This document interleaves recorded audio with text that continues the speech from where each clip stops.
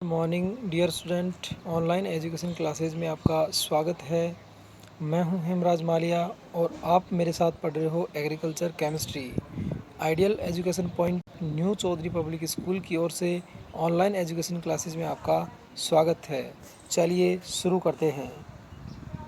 Okay, देखना अपन इसमें discuss कर चुके थे क्या कि नाइट्रोजन की अधिक प्राप्यता मृदा में पीएच 6 से 8 के मध्य होती है।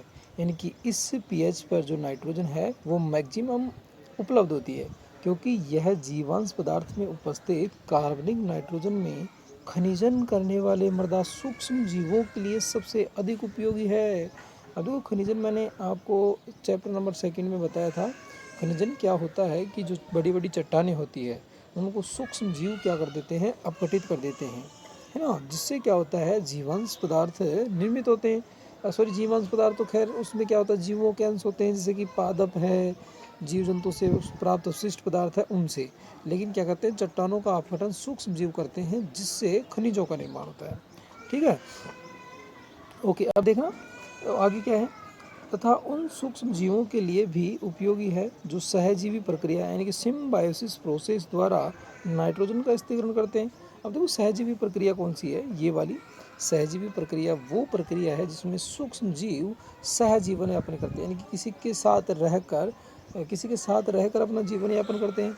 जैसे मान लो कि जो राइजोबियम बैक्टर यार आप बोल सकते हो कि राइजोबियम बैक्टीरिया है, वो राइजोबियम प्रजाति के जो पादप है उन पादपों की जड़ों में वो रहते हैं, है कि नहीं। जैसे कि दलहनी फसलों के पादप है, जैसे चना है, सरसों है, उनकी जड़ों में वो रहते हैं और वहाँ रहकर वो पादप को नाइट्रोजन उपलब्ध करवाते हैं। उसके बदले में पादप उन्हें क्या करता है, रहने के लिए स्थान प्रदान करता है। ठीक है, ओके। अब देखना आगे की ओर चलते हैं। ये देखना, पौधों को फास्फोरस से अधिकांश सॉरी पौधों को फास्फोरस सॉरी पौधे फास्फोरस को मृदा से अधिकांश H2PO4, बिल्कुल जो पादप है वो फास्फोरस को या तो H2PO4 2 माइनस या फिर H2PO4 माइनस या फिर HPO4 2 माइनस। देखो ऐसे, क्योंकि ये ऐसे होता है, H3PO4 में इसकी वैलेंसी कंप्लीट होती है। अगर यहाँ से एक हाइड्रोजन कम हो जाता है और H2PO4 होता है तो यहाँ पे वैलेंसी 1 आ जाती है। अगर एक और हाइड्रोजन होता है और ये HPO4 रहता है तो इसकी वैलेंसी -2 आ जाती है। तो कुछ ऐसा होता है। ओके, चलते हैं आगे की ओर। ठीक है साहब, नीचे बढ़ते। क्या पौधों में ये H2PO4 माइनस तथा HPO4 माइनस आयन के रूप में लेते हैं, यानी पादप इसे इस रूप में ग्रहण करते हैं। इनकी प्राप्यता पीएच पर निर्भर करती है। देख भी सकते हो कि पीएच मान जो है उदासीन और थोड़ी अम्लीय यानी कि 6.5 से 7.5 के मध्य इसकी प्राप्यता क्या होती है, अधिकतम होती है। तो इम्पोर्टेंट आप इसे लगा सकते हैं। तो इनकी जो प्राप्यता सबसे अधिक होती है वो मृदा अधिक अम्लीय होगी तथा क्षारीयता क्या होती है, अधिक क्षारीय होने पर इनकी प्राप्यता कम होती है। अर्थात आप कह सकते हो कि अत्यधिक अम्लीय और अत्यधिक क्षारीय दोनों ही प्रकार की मृदाओं में इनकी प्राप्यता क्या हो जाती है, कम हो जाती है। ओके, अब चलते हैं इसकी ओर। देखना इसकी ओर कहाँ। अब जो अपना ये वाला जो टॉपिक है, इस टॉपिक की अपन बात करते हैं, इस वाले पॉइंट्स की, कि साधारण सूक्ष्म तत्व जो धनायन के रूप में यानी कि इसकी कैटायंस फॉर्म के रूप में, जैसे कि Fe+2, Mn+2 यानी कि फेरस+2, मैग्नीज+2, कॉपर, जिंक इत्यादि मृदा में पाए जाते हैं। इनकी प्राप्यता अम्लता बढ़ने पर प्राय एक सीमा तक बढ़ती है तथा जो ऋणायन के रूप में यानी कि एनायनिक फॉर्म में मृदा में पाए जाते हैं तो उनकी प्राप्यता अम्लता बढ़ने पर क्या हो जाती है, कम हो जाती है। अब देखना इसके लिए भी दे रखा है मोलिब्डेनम की नहीं। मोलिब्डेनम तथा बोरोन का पौधों का मृदा में प्राप्यता अम्लता बढ़ने पर कम हो जाती है। दूसरे शब्दों में हम कह सकते हैं कि प्राथमिक पोषक तत्व कौन कौन से हैं, ये NPK। आपसे पूछा जाए कि प्राथमिक पोषक तत्व कौन से हैं, तो प्राथमिक पोषक तत्व ये है, इसको क्या करोगे, स्टार मार्क लगाओगे। द्वितीयक पोषक तत्वों की बात करें तो द्वितीयक पोषक तत्व कौन से हैं, तो द्वितीयक पोषक तत्व ये रहे आपके, कौन कौन से हैं, सल्फर, कैल्शियम, मैग्नीशियम। और ये नाइट्रोजन, फास्फोरस और पोटेशियम, कौन कौन से, नाइट्रोजन और फास्फोरस और पोटेशियम, ये तो है प्राथमिक पोषक तत्व।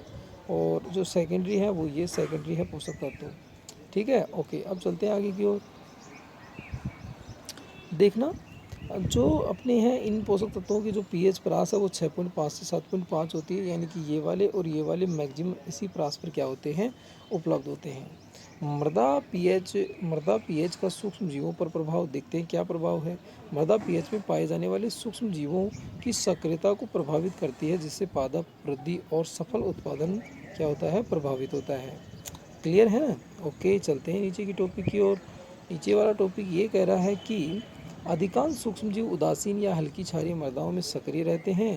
पीएच जो है वो 5.5 से कम पर क्या होती है, बैक्टीरिया एवं एक्टिनोमाइसीटीज की संख्या एवं सक्रियता में क्या होती है, कमी आती है। देखना क्या होगा, इनके द्वारा कार्बनिक पदार्थों का ऑक्सीकरण इस पीएच पर होता है। बिल्कुल, कौन सी पीएच पर, 5.5 पर।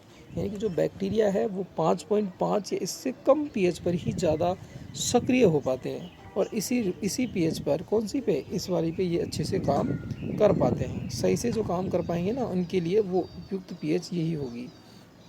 ओके, अब देखना क्या, सहजीवी एवं असहजीवी दोनों प्रकार के नाइट्रोजन स्थिरीकरण करने वाले जीवाणुओं की सक्रियता के लिए उदासीन या हल्की क्षारीय मृदा अच्छी रहती है। कौन सी, उदासीन या हल्की क्षारीय मृदाएं।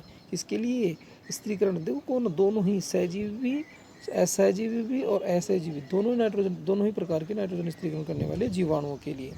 देखना इसकी पीएच क्लास देखते हैं। इसकी पीएच जो है 5.5 पर या इससे कम फंजाई पर क्या होती है, फंजाई की संख्या अधिक तीव्रता से वृद्धि होती है। यानी कि इसके लिए भी उपयुक्त जो पीएच है वो कौन सी है, 5.5 है। ओके, अब चलते हैं आगे की ओर।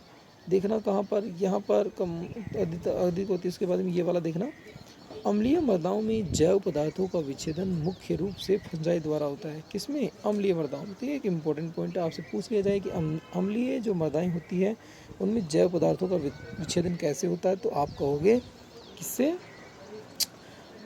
फंजाई के द्वारा होगा। सभी सूक्ष्म जीवों के लिए उपयुक्त जो पीएच है वो 6 से 7 होती है। ये भी एक इम्पोर्टेंट पॉइंट है, इसको याद रखना कि सभी जो सूक्ष्म जीव है उनके लिए जो पीएच है वो कैसी होती है, 6 से 7 होती है। ओके, पादप जो है, देखना क्या, पादपों की वृद्धि उदासीन मृदाओं जैसे कि पीएच 7 होती है, यानी कि इसके लिए अच्छी होती है। अधिकतर पादपों की जो वृद्धि है ना वो पीएच 7 पर, यानी कि इस पर क्या होती है, न्यूट्रल, यानी कि उदासीन होती है। क्या है, यह अभिक्रिया बहुत अधिक अम्लीय, कौन सी, यह अभिक्रिया जो है वो बहुत अधिक अम्लीय या फिर क्या, या फिर बहुत अधिक क्षारीय मान सकते हो, या बहुत अधिक क्षारीय होती है। तो क्या होगा, अगर बहुत अधिक अम्लीय या बहुत अधिक क्षारीय होती है तो ऐसी कंडीशन में या ऐसी स्थिति में क्या होता है, तो बहुत पौधों की वृद्धि रुक जाती है। बिल्कुल, बहुत सारे पौधों की वृद्धि रुक जाएगी। दूसरी तरफ कुछ पौधों की जातियाँ ऐसी होती है जिनकी वृद्धि के लिए अम्लीय क्षारीय अभिक्रिया वाली मृदाएं उपयोगी होती है। कुछ कुछ पौधे होते हैं जिनके लिए जो अम्लीय और क्षारीय दोनों माध्यम में ये क्या कर पाते हैं, अच्छे से ग्रोथ कर पाते हैं, अच्छे से ग्रो कर पाते हैं। ओके, अब देखो, दे भी रखा है कि सारणी में सूक्ष्म जीवों के लिए जो उपयुक्त पीएच है वो कितनी है। बैक्टीरिया है, सबसे पहले बैक्टीरिया के लिए कितनी, 6.0 से 7.5। उसके बाद में एक्टिनोमाइसीटीज है, एक्टिनोमाइसीटीज के लिए कितनी है, ये है आपकी 5.5 से 7.5। कवक देखो, कवक के लिए कितनी है, 3.0 से 9.0। एलगी के लिए देखो 5.5 से 7.5। एजोटोबैक्टर के लिए देखेगा आप 6.0 से 7.5। और नील हरित शैवाल, देखना इसमें एक तो बैक्टीरिया की पीएच इंपॉर्टेंट है, एक्टिनोमाइसीटीज की इंपॉर्टेंट है, एजोटोबैक्टर की इंपॉर्टेंट है, और एल्गी की इंपॉर्टेंट है, कवकों की इंपॉर्टेंट है। और देखना क्लोस्ट्रीडियम 3.0 से 7.0। और नील हरित एल्गी, ये नील हरित शैवाल जिसे बोलते हैं, इसकी कितनी है, 6.5 से 7.5। और विजेरिकिया पादप, वो क्या होती है, फंजाई होती है, इसकी कितनी, 3.0 से 9.0 है। प्रोटोजोआ की कितनी है, 6.0 से 8.0 है।